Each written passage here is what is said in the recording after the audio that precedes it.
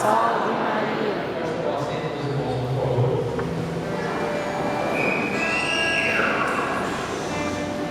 É uma alegria imensa poder estar com vocês nesse ano mariano, junto com os irmãos que estão procurando viver e propagar essa consagração tão belíssima, e agradecemos ao Senhor por tantas graças que a Igreja do Brasil tem vivido num tempo tão difícil de apostasia. Nossa Senhora olhar para a nossa nação e nos terminar como o ano mariano. Amém? Quem está feliz por isso, diga amém. Amém! Gostaria de me apresentar para vocês. Eu me chamo Anderson. Tenho 34 anos de idade, casado com uma filha de 4 meses e meio, a minha esposa está ali atrás. Esse tema é um tema muito belo, um tema muito bonito, cujo tema é Maria, Mãe da Eucaristia. São Pedro de Leão, um grande santo sacramentino, não sei se vocês sabem, mas São Pedro de Leão foi o primeiro fundador de uma hora de adoração perpétua na Igreja Católica. Adoração perpétua significa que o Santíssimo fica com pessoas adorando 24 horas por dia. São Pedro de Leão, quando fundou essa obra de adoração perpétua, tinha somente 3 membros. Eles ficavam 8 horas cada um diante do Santíssimo Sacramento, amavam muito a nosso Senhor Jesus. E ele disse uma coisa que é interessante. Ele fala assim: ó, depois da ressurreição de Jesus, ele não levou a sua mãe por uma única razão, para que ela ensinasse os discípulos a adorarem Jesus na Eucaristia. E São Pedro de Leão, ele tem uma propriedade muito forte para falar isso. Ele falou porque ele, talvez, nessa casa pegadeira, talvez ele seja uma das almas mais eucarísticas que já pisou na face da terra. E ele tem uma intimidade profunda com a verdade para poder falar isso. E Nossa Senhora, de fato, é a mãe da Eucaristia e a grande adoradora. Tem um fato que eu acho muito bonito, que aconteceu em Medjugorje, onde o padre Heleno Loredan, que é um teólogo mariano, um exorcista, foi para aquela terra para verificar se existia veracidade na aparição. Porque, gente, eu vou falar para vocês, o que tem de falso vidente espalhado pelo Brasil e pelo mundo não é brincadeira. Então, a igreja, ela tem toda uma sabedoria para verificar se é real ou se não. E aí o padre Heleno foi lá em Medjugorje. Olha que bonita essa história. E sem ninguém saber, ele colocou o Santíssimo Sacramento na terra, dentro dele, por baixo da camisa. E quando tem a aparição de Nossa Senhora, os videntes ajoelham, e quem está junto ajoelha junto, eles ficam em êxtase, estático, olhando. E o padre pensou assim: se for alguma intervenção diabólica, o Santíssimo Sacramento vai expelir a força de Satanás. Quando a Nossa Senhora aparece, os videntes ajoelham e todo mundo ajoelha. E ele não conseguia, ele tentava forçar o corpo dele para ajoelhar e não conseguia.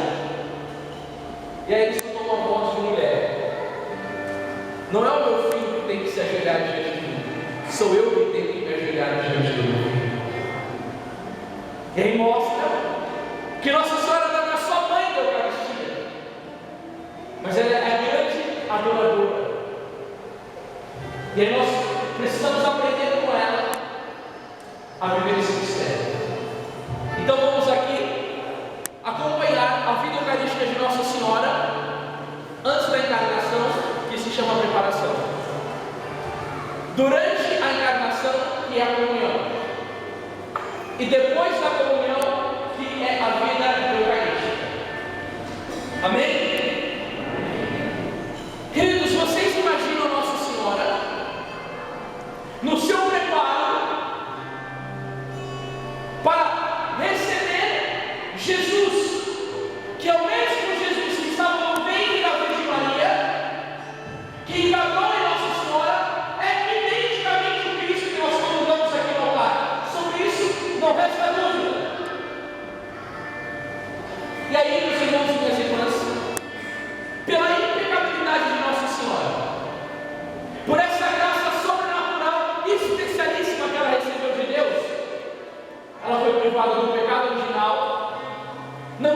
estações e conseguia pensar no seu filho toda hora. Claro que nós não iremos conseguir ser como a Virgem Maria, mas você imagina Nossa Senhora se preparando para ir receber Nosso Senhor. Você acha que Nossa Senhora ia fazer um bom exame de consciência para saber se ela tinha algum pecado ou não? Ela não tem pecado, mas se ocorresse alguma falta, ela não comungaria. Você imagina a roupa com que Nossa Senhora iria se apresentar na igreja para comungar Jesus?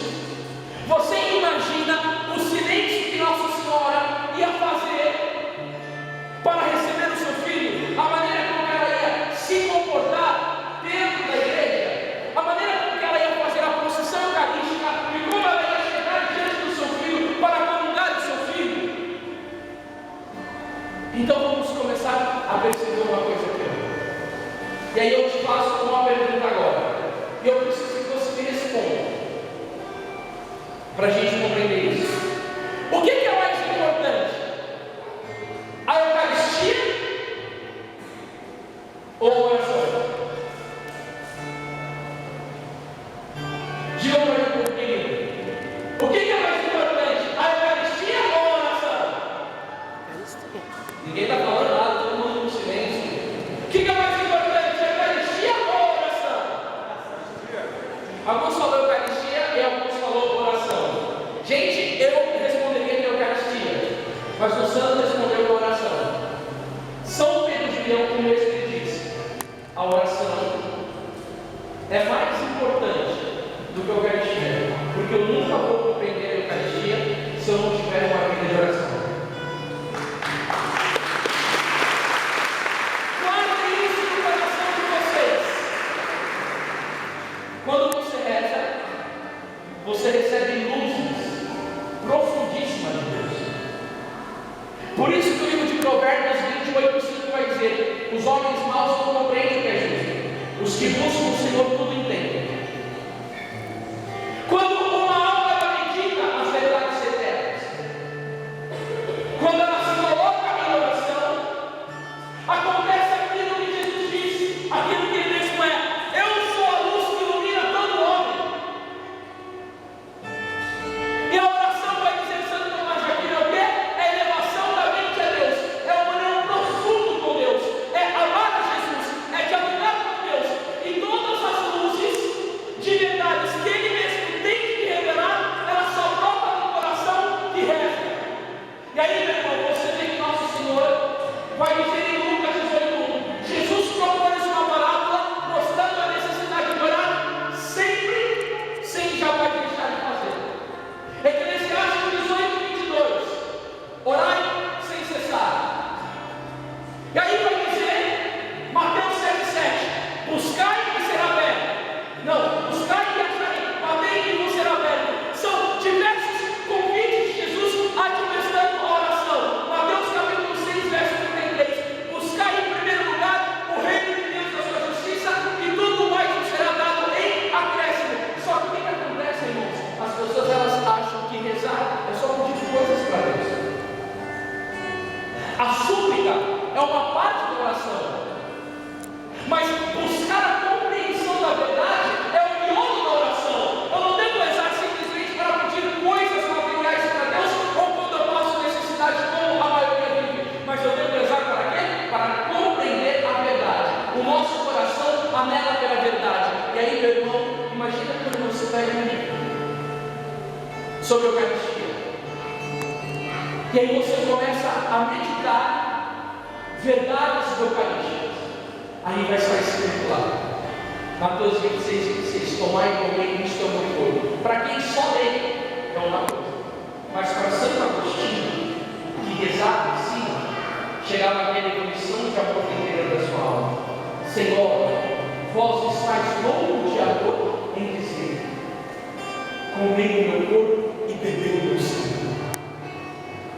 E aí você começa a rezar sobre a Eucaristia e meditar alguma vida de alguns santos que viveram um ideal belíssimo. Aí você pega ele a vida de um São Geraldo Magela, que quando era pequenininho, o padre estava distribuindo o corpo de Jesus e ele ia correndo chegava diante do sacerdote, pulava e tentava roubar a Eucaristia da mão do padre. Aí o padre não podia dar a comunhão porque ele era muito novo, tinha 10 anos de idade. Aí esse menino começa a chorar e a comunhão não é liberada. Aí ele está dentro da casa dele. Quem é que é o nosso? Ele está dentro da casa dele, no quarto dele, chorando. Chorando por quê? Porque ele queria comungar. E aí o arcanjo Miguel é chamado pelo Deus de amor, que olha o coração faminto daquela criança de poder comungar a sua carne e beber do seu sangue. E Deus chama o arcanjo Miguel e coloca na mão dele o Santíssimo Corpo de Jesus, como colocou na mão do anjo de Fátima. Pega aquele anjo de Fátima, o quarto daquele rapaz. E quando aquele anjo entra no quarto daquele rapaz, fica todo e ele dá a Eucaristia para São Geraldo Magela. E com 50 anos de idade, na congregação dos Sedentoristas, né, ele é filho de Santo Afonso Maria de Ligório, ele diz: eu tive a graça de fazer 2 vezes a primeira comunhão. Aí fala assim: mas quem faz 2 vezes a primeira comunhão? Ele falou: eu fiz. A primeira foi pelo ministério angelical e a segunda foi pelo ministério sacerdotal. Não tem como não ver isso no coração do se inflamar de amor.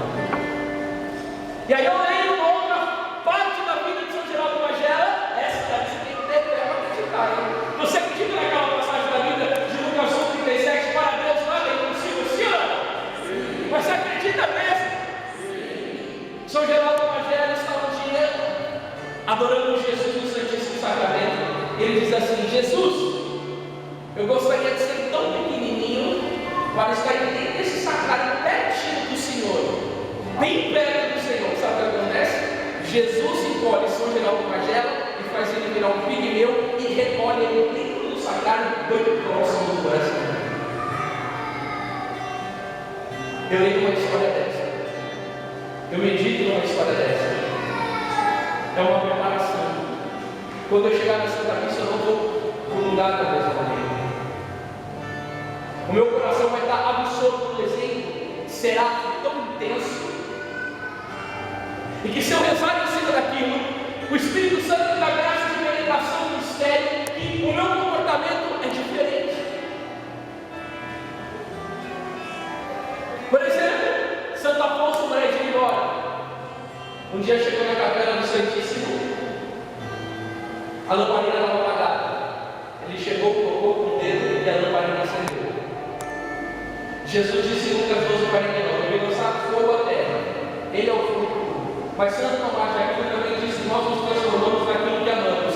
Santo Afonso amou tanto a Jesus que o corpo dele era um fogo de amor, que ele tocar na lamparina eucarística acendia. É diferente do tipo de fogo, de avivamento que nós temos hoje tantas igrejas pentecostais pedindo.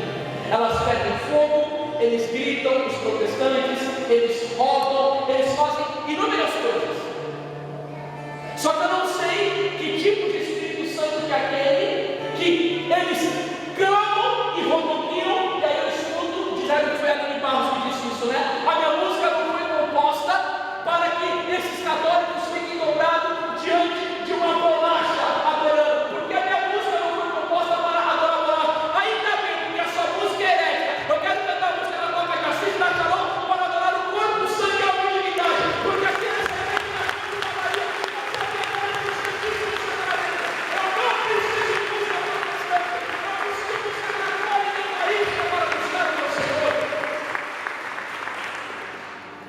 e aí eu vejo Santo Afonso Maria de Ligório. Ele não era o cara que ficava rodopiando, pulando, grudando em cima do teto, mas ele não amava Deus com gestos externos, mas a alma dele era muito pura. Aí eu vejo, por exemplo, São Francisco de Sales, que quando comungava, começava a caminhar sobre a neve, eu vejo São João de Água, quando comungava, se jogava dentro de um tanque de água gelada, a água ficava quente, porque era um fogo de amor. E aí, irmãos, um dia eu estava na Santa Missa e fui fazer uma meditação sobre o tema. porque eu fiz exame de consciência na minha vida nesse final de ano, e percebi algumas coisas que estavam atrapalhando a minha vida pessoal cristã, o meu casamento e a minha vida cristã e o meu trabalho. Eu falei, essa coisa de tempo é muito séria. Por quê? Irmãos, por ser missionário, a gente recebe trocentas mensagens por dia no WhatsApp, e-mail, Facebook, ligação e muitas outras coisas. Se você não dá atenção imediata para a pessoa, ela manda aquela carinha chorando, e como que você tem que dar cuidado da vida de todo mundo. Mas não dá, eu tenho minha vida particular, meu Deus do céu, eu preciso cuidar das minhas coisas, eu tenho uma esposa, eu tenho uma filha recém-nascida de 4 meses e pouco, eu tenho meu apostolado, eu tenho meu trabalho, eu tenho que fazer um monte de coisa. Aí tem a lista de transmissão. Normalmente, antigamente as pessoas perguntavam, eu posso adicionar na lista? Eu falava, sim ou não? Hoje a pessoa pega o seu contato e começa a mandar mensagem todo dia para você. Aí você vai vendo uma mensagem por vez. Aí o cara vai e manda uma mensagem que uma empresa de Danone colocou 10 gramas a menos de Danone e que eles não avisaram e que você tem que protestar, tem que mandar e-mail. Eu falei assim, Senhor Jesus, mas que loucura que é essa? Eu falei, meu Deus, é tanta mensagem. Aí é no Facebook, aí o pessoal gosta de ficar vendo treta, vê uma mensagem, vê outra aqui, tal. E eu fiquei pensando, meditando isso antes da missa. A maioria do povo está aqui para ajudar com essa realidade. E sabe o que eu percebi? Depois que todo mundo comunga, ninguém faz mais ação de casa, quem tiver comentar sobre isso, levanta do mesmo jeito, fica com uma conversa paralela dentro da igreja, sem um pingo de respeito. E vive uma vida uma vez com o pecado mortal, ele consegue abandonar o venial e nunca conseguiu ser santo. Eu vou explicar o porquê disso depois. E aí eu fiquei pensando comigo, como que eu vou se preparar para a Eucaristia hoje? Um pessoal da África foi numa paróquia numa cidade de São Paulo, da África, são missionários. E aí as pessoas perceberam que no sábado à tarde, o esposo e a esposa, os filhos se recolheram e não se tinham mais contato com eles. A refeição da noite foi uma refeição simples. E aí depois do domingo, eles comungaram, fizeram um novo tempo de ação de graça, e ele chamou a família que trouxeram ele para o Brasil e falou assim, ó, vocês participam de uma maneira terrível da missa. Porque foi perguntar por que vocês se recolheram no sábado. Porque nós estávamos começando a preparar o nosso coração para receber Jesus. Domingo, dia do Senhor. Nós somos rezar, nós somos meditar sobre a Eucaristia, nós somos rezar, nós somos silenciar o nosso coração. Para quando nós somos receber o Senhor, nós temos uma recepção fabulosa para este sacramento. E aí, você percebe, essas pessoas comungam bem e conseguem ter vida de virtude. E aí, irmãos, nós perguntamos, e na nossa igreja no Brasil? E no mundo, porque eu já fui viajado no mundo pregando também, e é tudo a mesma coisa. Será que nós nos preparamos bem para receber o Santíssimo Sacramento? E aí tem uma frase de Santa Teresa d'Ávila que ela vai dizer assim, irmãos, olha que coisa linda. Basta uma comunhão para nós sermos santos. E por que não somos? Aí comenta o bem-aventurado José Amado, o defeito não está no alimento, mas em quem comunga. Uma Eucaristia faz ser santo. O problema não está em Jesus, mas naquele que veio para buscar. Por que São Luís Gonzaga, com 15 anos, se santificou? Por que São Luís Gonzaga, que morreu jovem também, com um pouquinho mais de 20 anos, se santificou? Por que Francisco e Jacinta morreram com 8 e 9 anos, se santificaram, e tem tantos outros jovens que não se santificaram? Por que Santo Afonso, com 91 anos, se santificou, e tem tantos idosos que não se santificaram? Por quê, irmão? Qual que é a diferença? Eles comungam na missa. Eles estão recebendo Jesus na Eucaristia. Só que há uma grande diferença, meu irmão. A preparação para receber o Senhor. E aí, o que eu preciso ter para receber o meu Senhor? Estar em estado de graça. Estar em estado de graça significa o quê? Romper com o pecado. E aí, irmãos, Nós estamos acostumados a achar que só o pecado mortal, que é uma bomba para a alma, nós devemos evitá-lo e deixar como venial, sem nenhum tipo de preocupação. Queridos, Santa Catarina de Sena dizia: eu prefiro ser jogada dentro do inferno viva, do que cometer uma culpa venial contra Deus. E esse desejo de entender a perfeição como nosso Senhor pede, em Mateus capítulo 5, versículo 48, que é o que fizeram os santos participaram desse mistério. E aí, irmãos, você vê o Padre Pio, por exemplo, celebrando uma missa, e ele com as mãos chacadas tinha medo de tocar em Jesus. E aí um dia perguntaram para o Padre Pio: Padre Pio, por que às vezes o senhor tem medo de tocar em Jesus? Ele dizia: se Deus, que viu mancha nos anjos, o que não verá em nós? O Padre Eugênio Mariana Barbera, que celebrou o meu casamento, disse assim: eu tenho medo de celebrar a missa, de tão santo que é esse mistério. E aí, quantas pessoas que vão para a igreja distraída, sem oração, sem decoro, sem modéstia, sem pudor, sem respeito, agitados, cheios de coisas do mundo, com um mundo que não consegue ter uma experiência real com a missa de Deus que vai ao bem. Não ler um livro sobre a Eucaristia, não medita nada sobre a Eucaristia, não aprofunda a sua fé. E aí o que a gente vê, meus irmãos? A missa cotidiana de muitos católicos se tornou obrigação. Eu vou por preceito. Tanto que há tantas pessoas que vão no sábado à noite para não ir no domingo, porque quer se pensar somente no seu descanso. E o dia que é o dia do Senhor, em que devemos dar a Ele toda a honra, glória e adoração, estar com Jesus, é o dia que muitas pessoas falam. E aí, irmãos, o Padre Stefano Maria Manella vai dizer assim: ó, quem odeia o pecado ama a confissão. Quanto que nós não precisamos ter alma pura para poder confessar? E aí você vê, por exemplo, São Carlos Borromeu se confessava todo dia. São Francisco de Assis se confessava todo dia.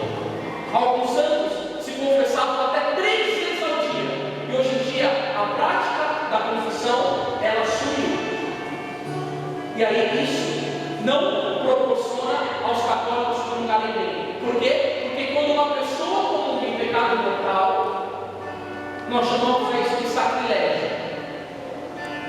E aí, meus irmãos, eu vou dizer uma coisa para vocês, que é duro, mas que é uma realidade bíblica e que você vai entender por que a Eucaristia é válida na vida de muitas pessoas. Quando foi que o demônio entrou em Judas? Diga para mim. Vocês lembram, igreja? Quando foi que o demônio entrou em Judas? Foi na hora da ceia, quando ele comungou. Na hora que ele comunga, Satanás entra nele. E aí São Ciro de Jerusalém vai dizer: aquele que comunga em pecado mortal, comunga a Cristo e a Satanás. A Satanás para reinar e a Cristo para ser crucificado pelo demônio dentro do próprio coração. E aí um dia eu estava na missa de cura do Padre Eugênio, moro em São Paulo. Não sei se vocês acompanharam, eles apareceram recentemente no programa do Roberto Cabrini, fizeram entrevista com ele, foi diversos canais seculares da Canção Nova. O Padre tem um dom autêntico de milagres e pela Santa Sé ele tem a permissão de celebrar a missa de cura. Eu já vi muitos paralíticos levantarem atrás da cadeira de rodas, cegos, câncer, AIDS. Eu lembro que eu estava na missa do Padre, ele falou: uma mulher chamada Maria Aparecida Coelho, você tem uma foto na sua bolsa, uma criança com uma asa de anjo, um dedo espreito, ela está com câncer e tal lugar, graças a Nossa Senhora, ela está sendo curada. A mulher levou a foto com um super. E aí o Padre, depois que o mundo ele expõe Jesus e começa a rezar na cura do corpo. Nesse dia eu fiquei assustado, porque quando o Padre proclamou a primeira cura, ele fechou a face, ele já é bravo, ele fechou a face e deu um grito: Jesus não vai curar mais ninguém aqui hoje.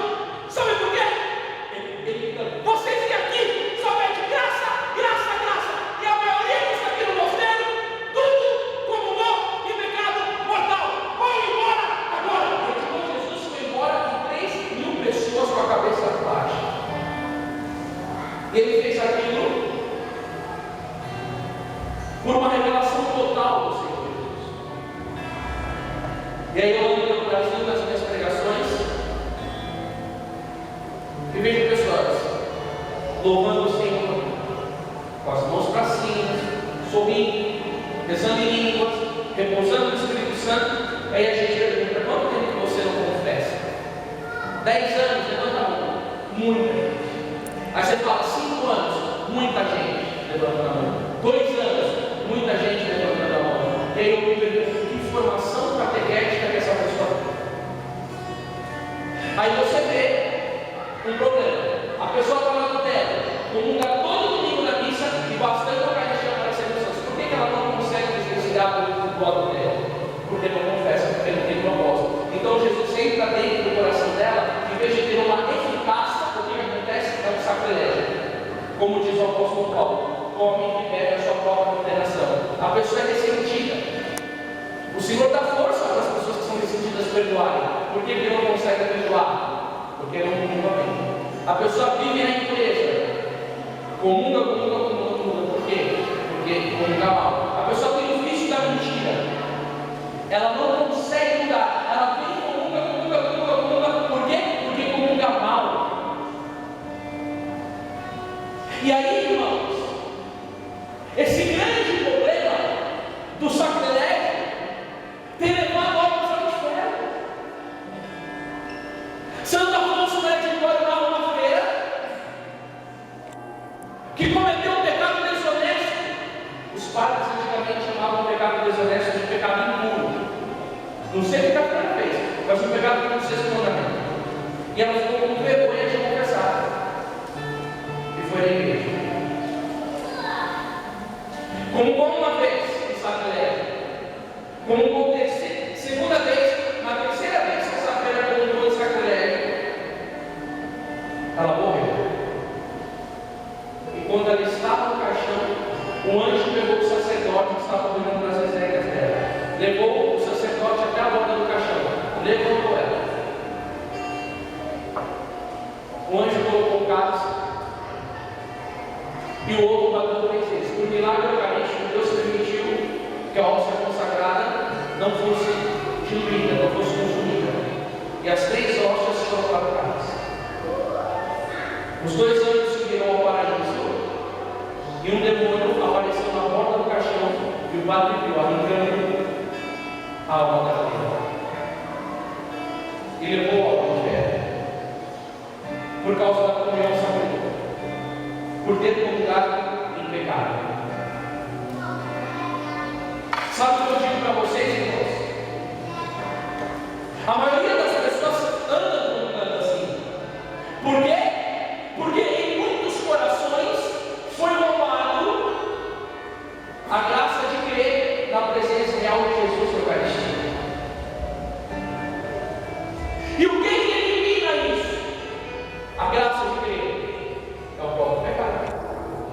Por que você acha que lá em Isaías 59:1 vai dizer: não é a mão do Senhor que é capaz de salvar, nem o seu ouvido demasiado surdo para nos ouvir. São os vossos pecados que colocaram como uma barreira entre vós e o vosso Deus, e este é o motivo pela qual a face do Senhor sobre.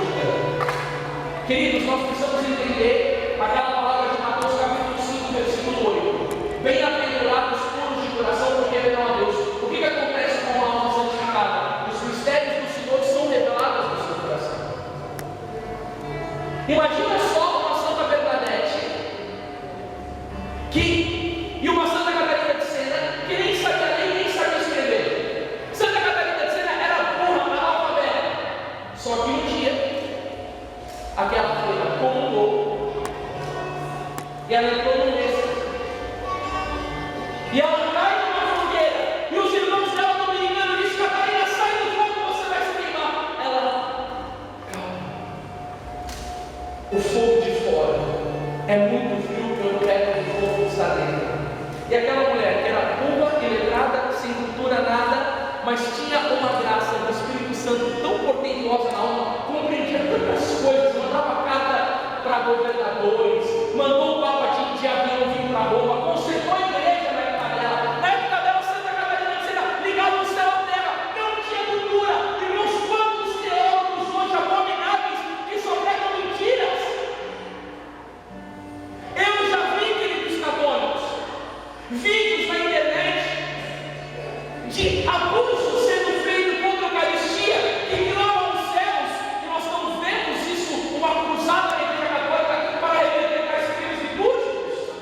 missa funk. No Rio de Janeiro, molecada dentro do encontro, aí vai lá o rapaz e começa a fazer o barulho do funk no microfone. Aí começou, dança, dança. Nisso as meninas já com uma sensualidade que você vê que é uma coisa extremamente suja e mundana. Aí pega o espetinho, dança do espetinho, dança. Aí, de tanto ele de linguagem, é como se estivesse pegando um peitinho no seio da mulher e todo mundo dançando daquele jeito na Santa Missa. Um santo que de fato pela vida, ele gritaria e falaria alguma coisa, pelo amor de Deus, parem, não façam isso. Eu fico imaginando bem isso, o padre da vida, o Santo Afonso, se eles não tivessem fato, eles botariam as pessoas de chicote afora, escreveriam para o bispo, dariam uma carta para a Santa Sé, pelo amor de Deus. Hoje em dia não fazem mais nada. O que isso mostra? A perda da fé na presença real de Jesus. Ah, mas eu creio que Jesus está na Eucaristia. Aí tem uma outra colocação para fazer para vocês. Eu estava um dia fazendo uma oração com a igreja. Foi uma experiência forte comigo. Eu estava com uma dor no coração, algo muito ruim. Eu sentia uma falta de paz, uma angústia. E aí na hora que eu fui na missa, era a comunhão de duas espécies. E a igreja católica tem documentos que orientam como se deve fazer sempre na liturgia para não haver abuso. Porque a liturgia não é abuso pessoal. Não é só na minha prova que eu faço X, na outra prova que eu faço Y, aqui eu acho que eu faço assim. Não, gente, nós somos católicos, tem uma norma para isso. Né? A igreja católica tem um documento chamado Redentor e Sacramento que orienta para essas questões. E aí, quando é comunhão de duas espécies, diz que se deve fazer como? O sacerdote ou o ministro extraordinário faz a intinção do sangue de Jesus. Tem que ter um ministro extraordinário com uma patena ou alcoólico para não cair fragmentos e coloca na boca do comungante. Mas nesse dia eu estava errado. Estavam dando a Eucaristia na mão do povo e o povo fazia intinção no sangue. Era uma coisa meio séria. Isso não é errado. Quando a Eucaristia foi dada na minha mão, eu tive que pegar a Eucaristia na mão para não deixar de contar. Hoje em dia eu até não como mais. Se não der na minha mão, eu prefiro fazer a comunhão espiritual depois do hospital do que ficar pegando Jesus na minha mão. E aí quando o Cristo foi colocado na minha mão, caiu um fragmento de Jesus no chão. Eu vi. Eu me baixei e peguei o Senhor com os meus lábios. E toda a igreja olhou como se eu estivesse fazendo uma loucura. E aí eu lembro da frase de São Cirilo de Jerusalém que dizia: é melhor você perder um membro do seu corpo do que a melhor partícula do corpo de Jesus.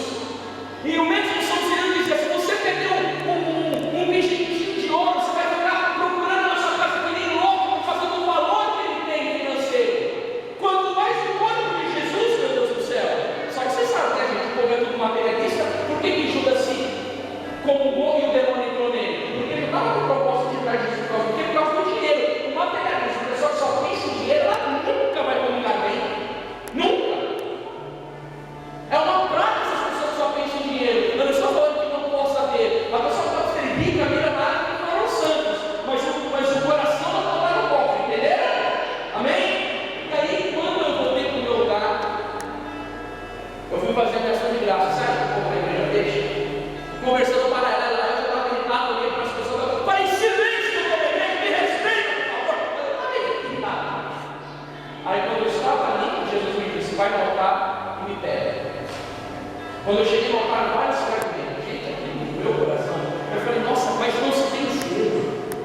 O mesmo Jesus que estava fragmentado no chão é a mesma causa grande. Tanto que um dia a senhora Catarina de Sena falou assim: Senhor, me explique, eu quero entender como o senhor estava, porque ele estava grande. Aí Jesus falou para ela: Catarina, pega o espelho. Catarina pegou o espelho, falou: se olha no espelho. Ela se olhou, falou: você está se vendo inteira? Ela falou: estou. Aí Jesus falou: quebra o espelho no chão, pega um pedaço do espelho, se olha no espelho. Você está se vendo inteira? Ela falou: estou. Da mesma maneira que você está se vendo no grande espelho e no menor, eu estou na Eucaristia grande e na partícula menor. Quem entendeu, diga amém. Amém. Jesus está presente no menor fragmento, no menor. E aí o que aconteceu? Eu fui e peguei Jesus, dá um cabelo, era um pedaço grande de Cristo. E aí eu cheguei para o povo e falei assim: por favor, licença.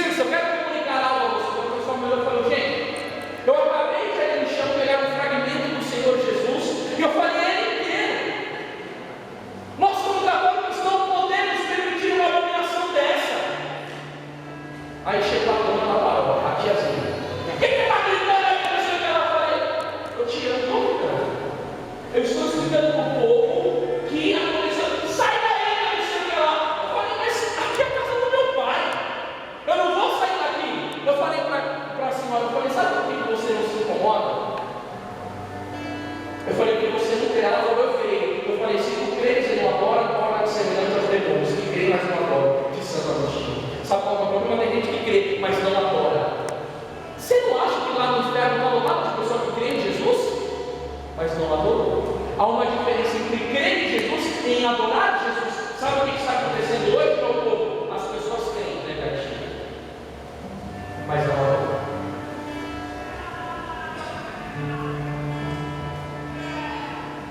E por que não consegue adorar? Porque não tem uma vida na graça. Vive sempre no pecado. Vive sempre no pecado. Aí você vai na igreja, vê uma pessoa com um lugar, parece um anjo, faz uma ação de graça, você vê a vida da pessoa reta, virtuosa. Acompanha ela durante 15 dias para você ver como ela vive. Tem uma vida em pecado. O que eu preciso fazer?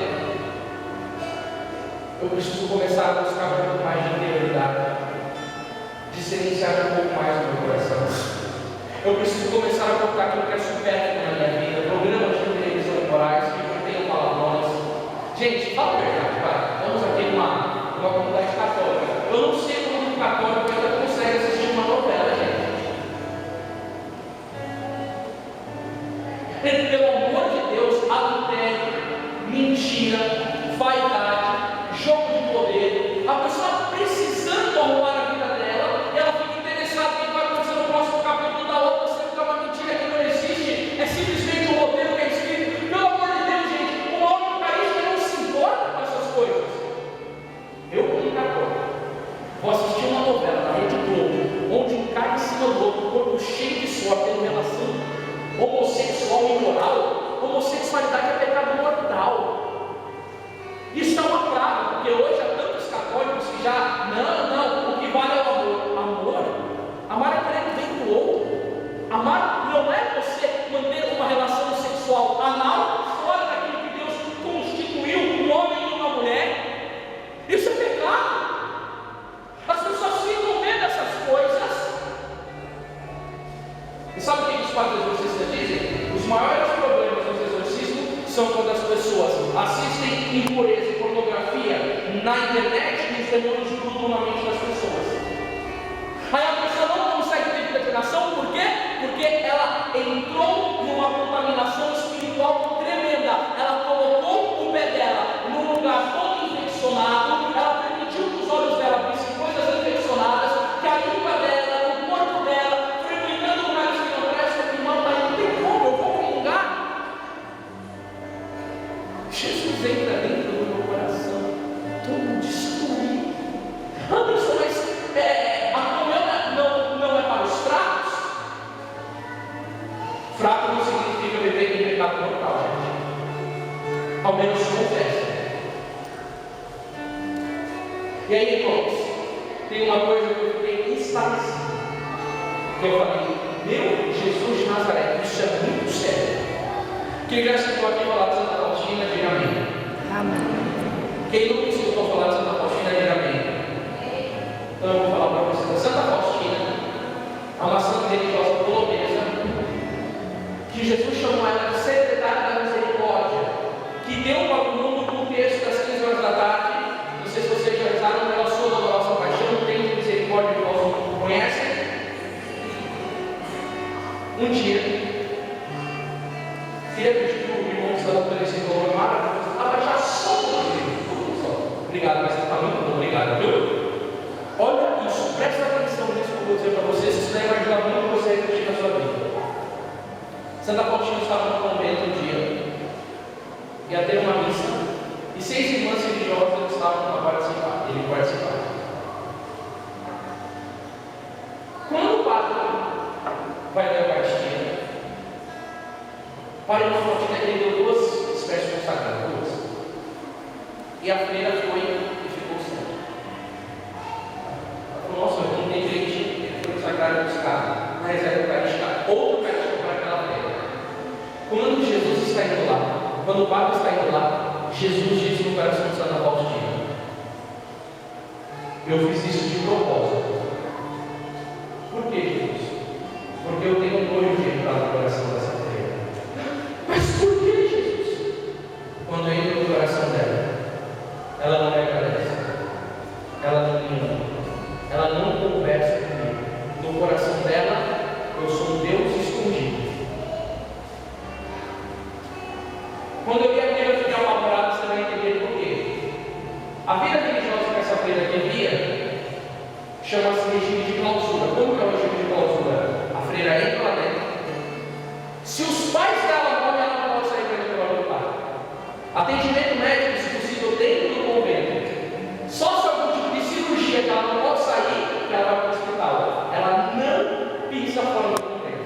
Naquela época, irmãos, não tinha televisão, músicas profanas.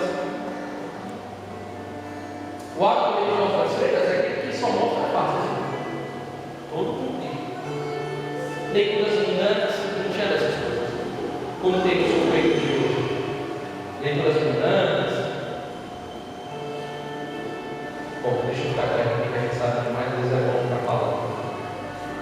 E dentro de um ambiente desse se rezava todo dia as orações de busca das horas, o rosário completo, jejum 2 vezes por semana, alimentação simples, mortificação, sacrifício, vigílias, leitura da Sagrada Escritura, oração pessoal, adoração eucarística. E dentro de um convento desse, numa atmosfera desta, Jesus conseguiu sentir nojo de entrar no coração de uma vida daquela. Eu falei assim, Jesus, que hoje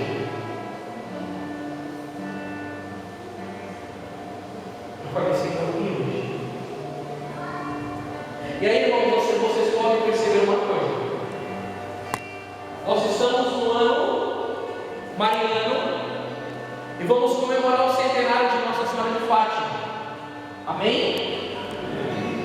Antes de Nossa Senhora de Fátima aparecer, houve uma aparição do anjo. As crianças estavam brigando, o anjo apareceu. E quando o anjo apareceu, ele deixou a Eucaristia no alto com o cálice com o sangue de Jesus e foi do lado dos 3 pastorinhos. Quando ele foi do lado dos 3 pastorinhos, ele se ajoelhou e compôs a oração: meu Deus, eu creio, adoro, espero e amo. Peço-vos perdão por aqueles que não creem, adoro, espero e vos amo. Depois que ele fez essa oração, ele subiu para o céu, pegou a Eucaristia e colocou na boca dos pastorinhos. E quando ele foi dar a Eucaristia na boca dos pastorinhos, o que ele falou? O que ele falou? Prostrai-vos para receber o vosso Deus.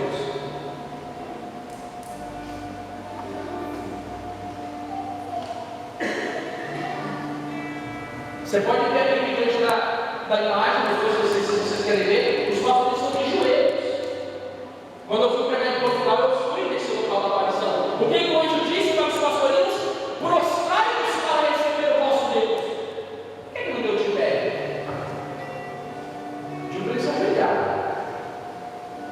Dependendo do lugar que você for lugar, hoje, se você se ajoelhar, parece um crime que você está fazendo. Um crime. Eu vou falar sobre isso agora. E quando eles se ajoelharam, o anjo colocou a Eucaristia na boca deles e disse o quê? Tomai e comei o corpo de Jesus, horrivelmente ultrajado pelos homens. Isso foi em 1917. Em 1635, Jesus pediu reparação ao Santíssimo Sacramento da Santa Margarida da Maria Lacoque, e quinta-feira, das 12 da meia-noite, ele pediu: fica prostrada em terra, reparando os crimes e as ingratidões que eu sofri dos homens. Queridos, se em 1635 o Senhor reclamou, em 1917 o anjo falou: tomai e comer o corpo de Jesus horrivelmente ultrajado pelos homens, vai dar 100 anos que passou, você pode ter certeza que as coisas não estão piores hoje. E muito. E uma das razões porque os castigos vêm para a humanidade é por causa das profanações eucarísticas. Quando um satanista entra na missa e rouba o corpo de Jesus e leva uma missa negra, sabe como que é? 12 apóstolos de Satanás, uma mulher menstruada. Ele coloca a Eucaristia na mulher menstruada, dentro dela, os 12 têm relação sexual com a mulher. Os 12 ejaculou dentro da mulher, depois que cada acabou Jesus envolvido no sangue, no sêmen, coloca numa bacia e todo mundo começa a defecar e urinar em cima de Jesus na Eucaristia.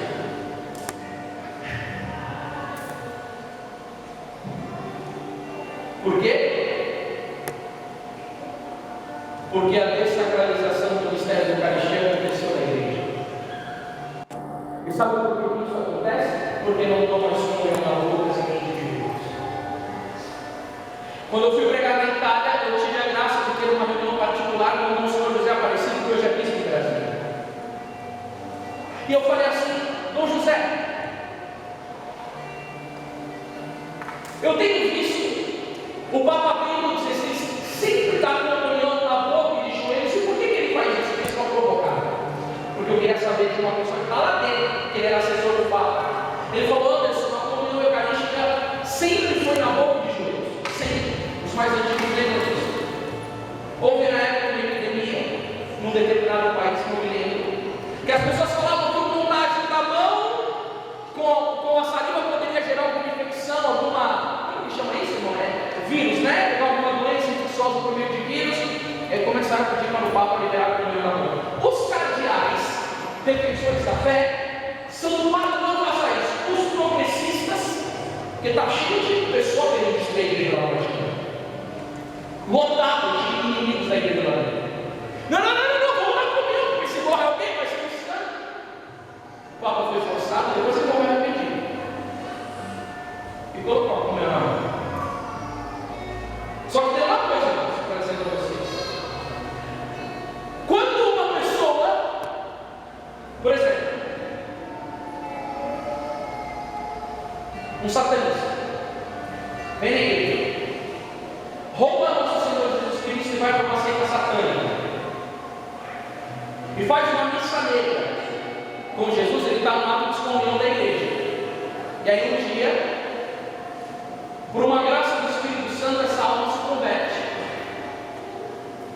Ela escuta uma pregação na internet, lê um livro, se recebe como iluminação e quer retornar para a igreja. Quando essa pessoa retorna para a igreja, uma pessoa que possa bem orientada, um católico, um bom padre, a primeira coisa que vai falar para essa pessoa, a primeira coisa que você precisa fazer é confessar-se. Aí ela vai para o padre. Aí o padre vai atender a intuição, qual é o seu pecado? Quando ele fala o pecado que ele fez com o padre na hora de dar a absolvição, o que acontece? Não pode. Qual que é a triagem que esse rapaz vai ter que fazer? Ele vai ter que escrever uma carta de cobro por uma Santa Sé, dizendo o que ele fez. E quando essa carta chegar lá, o perdão dele vai vir de Roma, para sair com a excomunhão dele e poder mudar. Porque daquele jeito que ele está, é uma desgraça tremenda, só cabe no inferno que esse rapaz. Mas Deus foi misericordioso e a carta dele foi para Roma. Tá. Então aconteceu um dado. Depois que a comunhão na igreja foi liberada na mão, sabe o que aconteceu? Triplicou o número de casos nesse sentido que chegou em Roma.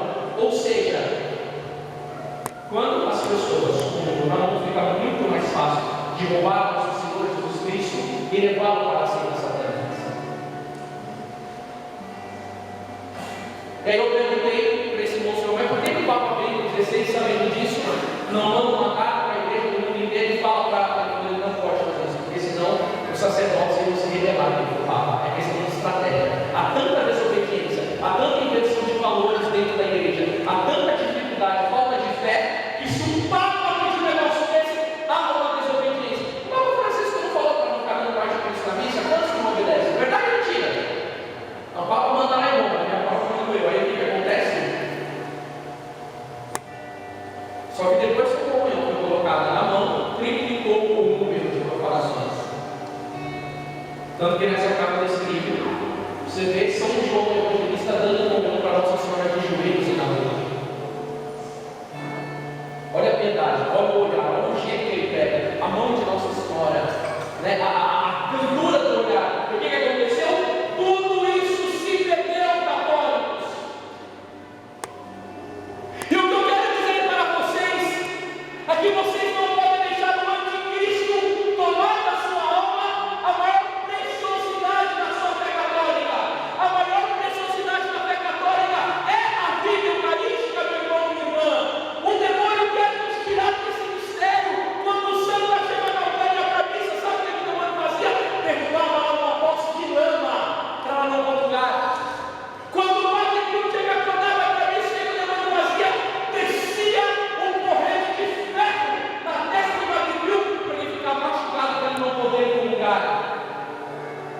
Quando a perseguição dos cristãos, a primeira coisa que eles fazem é arrancar a mão dos padres para não poder consagrar, para não poder confessar. Agora, um cristão que comunga da maneira como Santa Gema, o demônio joga na cabeça.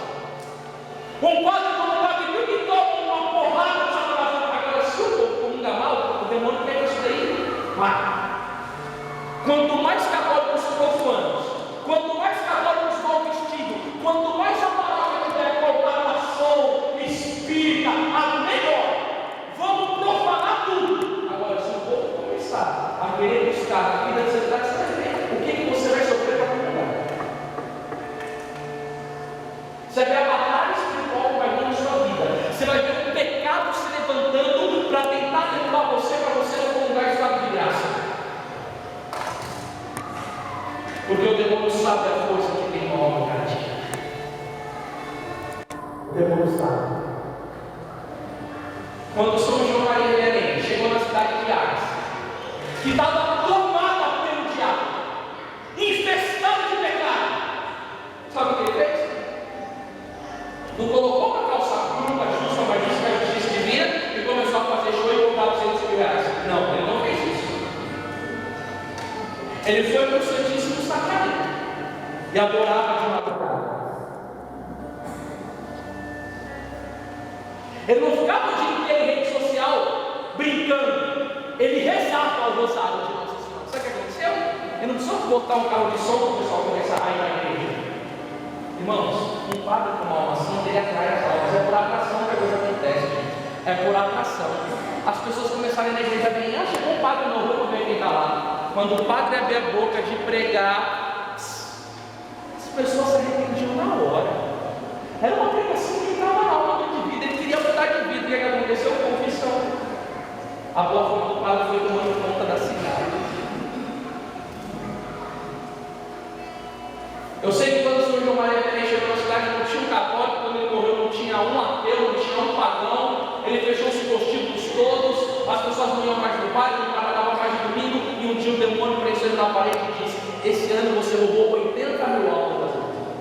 Se tivesse 3 sacerdotes como você, meu reino estava acabado. Mas por que isso aconteceu? Porque São João Maria Vianney era uma alma eucarística. Não é porque ele tinha uma boa alma. Eu vi uma foto dele. Ele era banguelo. Quem não tem um dente a fala fica boa. Irmão, vai perdoar assim, ó. Mas não importava que ele não tinha dente na boca. Ele tinha uma alma grudada no Santíssimo Sacramento do altar. E o que ele fazia? Arrastava as almas para Jesus. Você acha que o Satanás quer pessoas adorando? Você acha que o demônio quer jovens vivendo uma vida eucarística? Eu fui pregar num ponto no Paraná, era uma escola. E nessa escola tinha uma capela. Sabe o que aconteceu? No meio de uma pregação, eu fiz uma proposta. Por que vocês não formam um dia de adoração aqui no colégio? Passa 9 meses, o professor que tinha me chamado me ligou. Eles começaram a adorar Jesus. 1, 2, 3, 5, 10. Teve que sair da capela, ir para o salão. O grupo de jovens andou muito. As crianças queriam participar. Tinha um sagrado jovem, um sagrado menino. Bom, eu fui lá pegar. Sabe o que aconteceu? Aquele jovem era um capeta na hora. O pai começou a dar uma diferença. Nossa, meu filho estava suportado. As notas deles aumentaram. E aí, domingo de manhã, ele acorda e fala: pai, vamos para a missa. Eu nunca vi isso na minha vida. O que aconteceu? É porque aqui na escola nós instituímos a oração eucarística de quinta-feira. E aí eu lembro daquela passagem de quando Nossa Senhora estava com o menino Jesus no colo, e os 6 magos foram adorar. Eles adoraram o menino Jesus e voltaram para outro caminho. O Papa João Paulo II, comentando essa passagem na última jornada que ele fez, ele disse que o outro caminho que eles voltaram simboliza o quê? A conversão. Não tem como adorar Jesus e continuar sendo a mesma pessoa. Por isso que o apóstolo Paulo vai dizer em 2 Coríntios 5,17: todo aquele que está em Cristo é uma nova criatura. E aí, irmãos, aquela juventude mudou. Você acha que o demônio quer jovens eucarísticos, adorando, mães eucarísticas, maridos eucarísticos?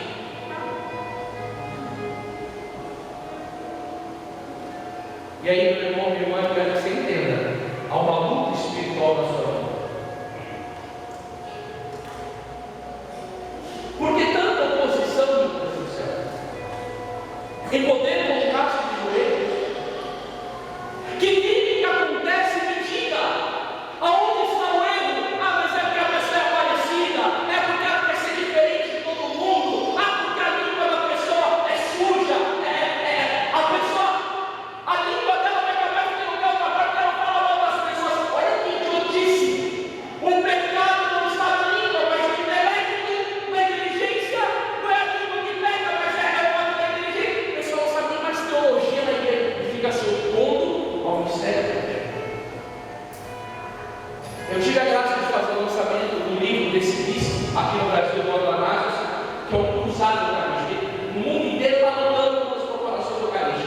ele veio aqui lançar o livro, né?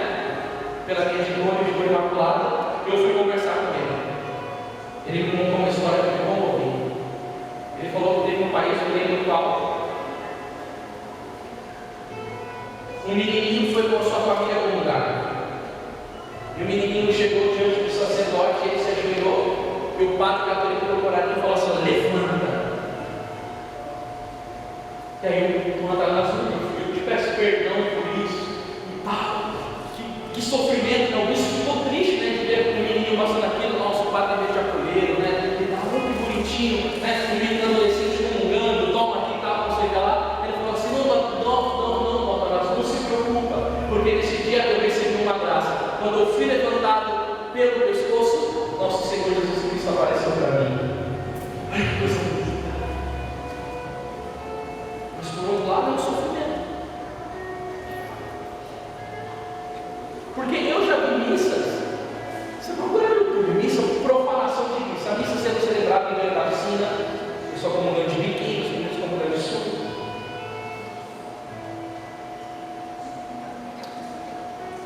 Eu vi missa no churrasco, eu tenho um churrasco, o cara bebendo cerveja, fumando e indo comungar. E aí você quer fazer uma coisa certa, hoje você é privado de poder exercer aquilo que a igreja te permite, porque no documento é meio. Porque ninguém comunga aquilo que você. Então tá bom, todo mundo quer ir para o inferno, tem que ir para o inferno. Todo mundo mente, eu tenho que mentir. Todo mundo rouba, eu tenho que roubar. Todo mundo assiste essas novelas podres, Big Brother, tem nossos estudos, eu tenho que ter. Eu não tenho que viver dessa maneira. O mundo não é o padrão que ordena a minha vivência, mas sim a doutrina católica, a vida dos santos.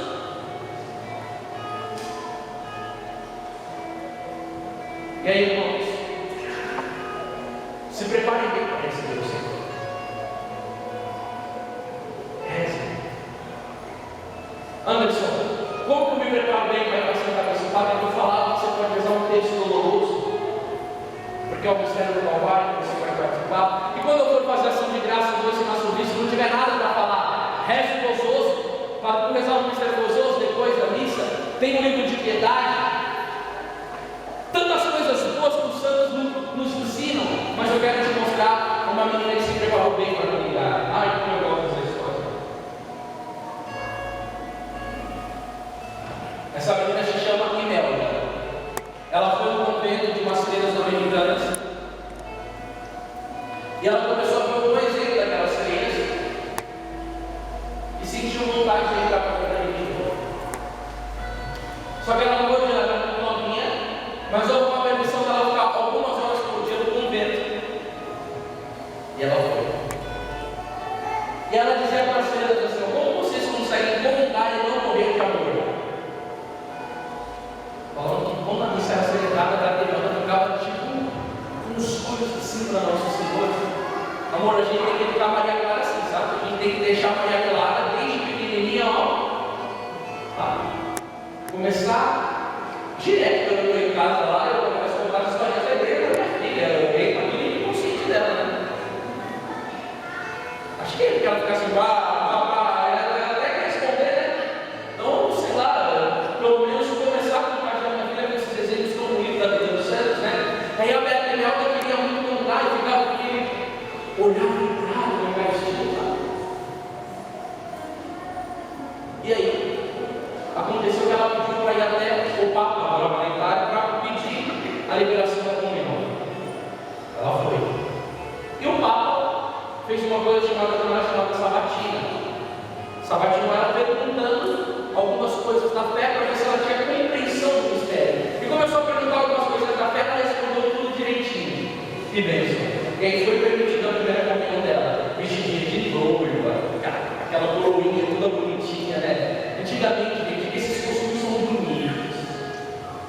As coisas são bonitas. Se perdeu essas coisas, meu Deus do céu. Isso não é coisa da tradição da igreja, não é coisa que envelhece, gente. E aí ela estava lá no dia dela. Sabe o que aconteceu? Quando o Papa estava celebrando a Santa Missa e houve um momento de comungar, Jesus voou ao altar. Foi ali. E ela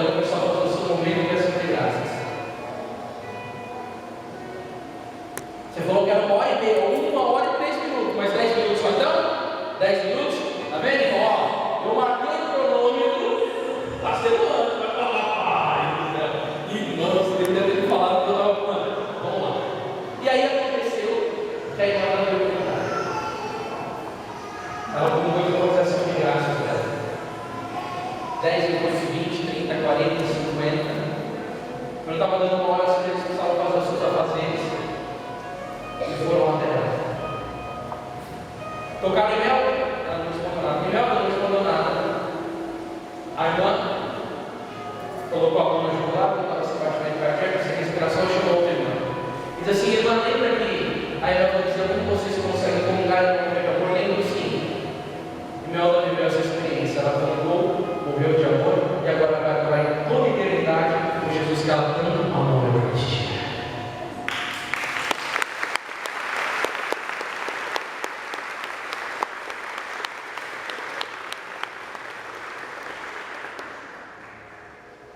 Tem uma outra maneira que eu fiquei bobo. Uma menininha chegava com uma freira e falava que queria acompanhar, a freira falava que você não tinha idade, não sei o que lá. E ela começou a perguntar e a freira começou a criar diversas objeções. A sua idade, não está na hora. E tal, por que eu não posso comungar? E um dia a freira falou: porque você tem dente de leite. Cara, a freira tomou um susto. Quando essa menina chegou nela, ela falou assim: sorriu. Não tinha mais nem frente. Chorou todo o tempo para ficar perto para poder comungar com o Senhor Jesus Cristo. Uma coisa dessa, né? A gente imagina que a dente é uma coisa muito. Imagina a menina quebrando os dentes. Mas para comungar com o nosso Senhor, a gente precisa quebrar os dentes. Não quebrar o pecado na nossa vida. A nossa dissipação, o nosso excesso de rede social. Qualquer coisa que nos impede.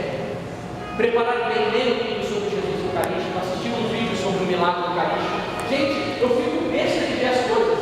Antigamente eu ficava pensando assim: olha, tem algumas coisas que estão acontecendo na igreja que eu não estou conseguindo fazer uma boa leitura hoje. Eu não estou entendendo muito bem, eu estou rezando, mas esses 500 anos da comemoração da Reforma Protestante do Martinho Lutero, dizendo que tem um cedo dentro do Vaticano, está tendo a foto de Lutero. Eu falei: não, eu não estou entendendo isso. Porque Santo Antônio de Padua, disputando com protestantes, Jesus estava na Eucaristia ou não, o herege protestante. Santo Antônio fez uma proposta. O cara fez: pô, se eu deixar o meu mundo sem comer durante uma semana e colocar aqui para ele um mato e você ficar com o Santíssimo Sacramento, se o burrinho passar diante da Eucaristia e fazer uma reflexão, eu creio que ele dá, mas se ele comer, diz que não vai na Eucaristia. Bom, o Santo Antônio propôs um desafio: uma semana de oração, o burrinho sem comer, colocava o capítulo do burrinho, e Santo Antônio na Eucaristia aqui, ó. O burrinho levantou, saiu, viu o capítulo, mas não fez nada. Sabe o que ele fez? Se ajoelhou diante de Jesus. Depois que ele fez uma reflexão para Jesus, ele foi e comeu no capítulo. O que aconteceu? O herege se converteu. Hoje em dia eu vejo um falso ecumenismo dele, como se tivesse tudo no mesmo pacote: igreja protestante, Xandrei, macumba, espiritismo com a igreja católica. Aquilo que não interessa, né? Tudo a mesma coisa. Os protestantes não creem quase nada que nós cremos, meu Deus do céu. Despreza Nossa Senhora, despreza o purgatório, despreza os sacramentos, despreza a Eucaristia, tudo. Meu Deus do céu, não é a mesma coisa. Não é a mesma coisa. Porque a igreja protestante foi fundada por um ex-sacerdote que tinha relação sexual com freira e que era um rebelde. A igreja protestante nasce da rebeldia. A igreja protestante nasce da impureza. E a igreja católica, ela nasceu do lado aberto de nosso Senhor Jesus Cristo na cruz.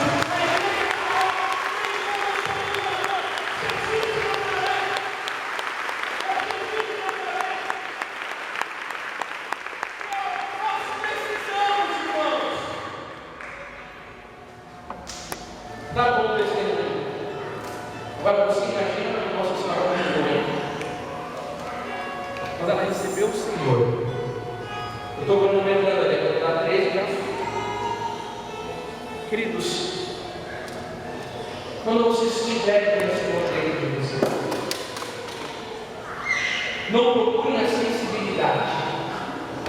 Isso daí é uma coisa que eu tenho falado muito aqui no Brasil.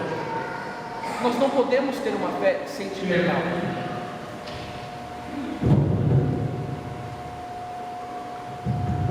As pessoas são muito sensitivas. Se eu for no grupo e não chorar, se eu fazer uma adoração e não chorar, gente, nós não vemos por aquilo que sentimos.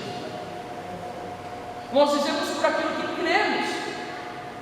Imagina uma pessoa aqui no nosso meio que é casada há 30 anos, se ele sente a mesma coisa pela esposa como na primeira semana de namoro. Mas claro que não. Aquela paixão inicial, essas coisas passam. E aí depois é uma doação, é um sacrifício, é o amor de entrega. Na fé também é assim, gente. Nós podemos ter alguns momentos em que o Senhor nos dá as tais consolações espirituais, que nós choramos, vivemos momentos profundos de arrebatamento, de lágrima, de sentir cócegas na alma, mas isso não é a fé. Isso é uma graça que o Senhor concede. Mas eu vivo por aquilo que eu creio. E aí quando Jesus entra dentro de mim, eu não preciso ficar sentindo coisas gostosas. Eu preciso amar. Preciso conversar com o Senhor. Preciso adorá-lo. Por que Santa Gema, quando comungava abraçada a sua certeza, que dizia: Jesus, agora o Senhor é só meu, eu ficava 2 horas rezando com o Senhor. São Luís Gonzaga, 3 dias de preparação para comungar, 3 dias de ação de graças. Você imagina 3 dias, em diversos momentos ele voltava, se jogava e adorava o Senhor que estava nele. Ele não esquecia da presença do Cristo. A gente precisa, irmãos, ter essa consciência tão bonita da ação de graças. Um dia São Felipe Neri estava na igreja celebrando a missa e deu a bênção e o senhor foi embora.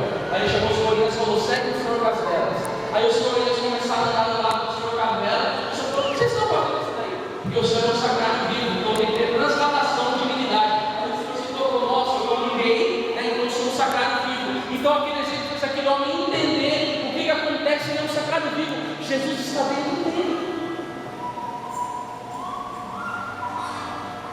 E há de se amar profundamente o Senhor. Sabe o que São Luís de Onde Monfort dizia? Olha que bonito. Eu não trocaria meia hora de céu, 1 hora de céu por meia hora de ação de graças. Porque no céu eu não mais poderia lugar. Você sabia, irmãos, que a graça de receber Jesus na Eucaristia é um privilégio nosso aqui? Os que estão na Irmandade não têm mais esse privilégio, não se comungam mais. Então, quando o Senhor entrar dentro do seu coração, ame profundamente. Procure aquele silêncio profundo. Isso tudo vai acontecer como? Se eu fizer uma boa preparação. A boa preparação ela vai me dar a graça de participar bem do mistério. E participar bem do mistério vai me dar a graça de fazer uma boa ação de graças. É que eu estava mentalizando aqui por tempo, mas deve estar acontecendo alguma coisa no cronograma que eu não sei, porque eu marquei com 1 hora e meia. Eu só vou dar um exemplo do depois. Eu estava todo agendado aqui no certo, mas eu só vou dar um exemplo. Bom, comungou bem. Aí Nossa Senhora recebe o Cristo, comunga o Cristo e vai fazer a reformação do levar o Cristo. Só vou dar um exemplo para vocês. Madre Teresa de Calcutá. Uma pessoa chegou para ela e falou assim: Madre, como que a senhora suporta? Olha que coisa bonita. De manhã, chega um caminhão de doentes aqui, e à tarde sai o caminhão de mortos. E cotidianamente a senhora fica mergulhada nessa dor dessas pessoas. Como que a senhora consegue suportar isso? Sabe o que ela disse? Nem por $1 milhão por mês eu suportaria isso. Mas é pelo amor de Jesus. E aí, na congregação dela, as irmãs religiosas chegaram e falaram assim: Mário, nós estamos com muitos afazeres aqui e não estamos dando tempo de dar conta dos pobres. Madre, a senhora pode diminuir a hora de adoração? Quantas horas vocês estão adorando por dia? 1, sobe para 2 então. Porque se adorando 1 hora vocês não estão conseguindo dar conta, é porque está faltando a adoração eucarística. Então o que Madre Teresa mostrou? Para ela ter cuidado com os outros. Amados, fazer apostolado, viver a vocação deles, o ideal, porque eles precisavam estar próximos de Jesus. E o que acontece? Dava frutos ao olho de Madre Teresa de Calcutá. Na maioria aqui somos todos casados. Vamos buscar o nosso Senhor Jesus Cristo para ser dentro de casa a igreja doméstica, como disse o Papa João Paulo II. Ser referência de cristianismo no ambiente de trabalho. trabalho, onde é tão importante a evangelização, porque talvez a pessoa que está no ambiente do seu trabalho nunca vai na igreja no grupo de oração, e talvez você seja a última esperança de salvação da alma daquela pessoa com o seu exemplo de quem comum e vive as virtudes evangélicas. E assim, irmãos, comungando o Senhor, em estado de graça, amando profundamente e pedindo as graças, o que vai acontecendo? O Senhor vai nos cristificando. E aí é a grande diferença de um Judas que comunga e de um João que comunga. Um João que comunga coloca o ouvido no coração de Jesus, cresce na intimidade com o seu Senhor, e tem uma vida de virtude e esparrama o testemunho de nosso Senhor Jesus Cristo. E o Judas comunga em pecado mortal, fica com peso de consciência e se enforca, morre. Vamos pedir a Nossa Senhora, que é a mãe da Eucaristia, que nos conceda sempre esta graça de comungar bem, sabendo que não há alma eucarística sem uma alma mariana. Você disse que já está pronto, irmão? Não? Como que é? A gente vai... Oi? Então, pode me falar comigo. Então, para prepararmos para a oração, eu queria contar essa história do santo que escreveu o tratado da verdadeira devoção de São Luís. Uma coisa bonita. São Luís estava na igreja, diante de uma imagem de Nossa Senhora, e fazendo um momento de veneração para com Maria Santíssima. E aí passou, e bem próximo dele estava o sacrário. Aí passou um homem assim, e disse assim: Luís, em vez de você ficar de joelho diante da imagem nossa, por que você não vai adorar Jesus ali no sacrário? Aí São Luís respondeu para ele uma resposta magnífica. É porque antes de Jesus estar naquele sacrário, ele passou por isso. Então, para imitar Jesus, eu passo por esse e depois vou para aquele. Nossa Senhora.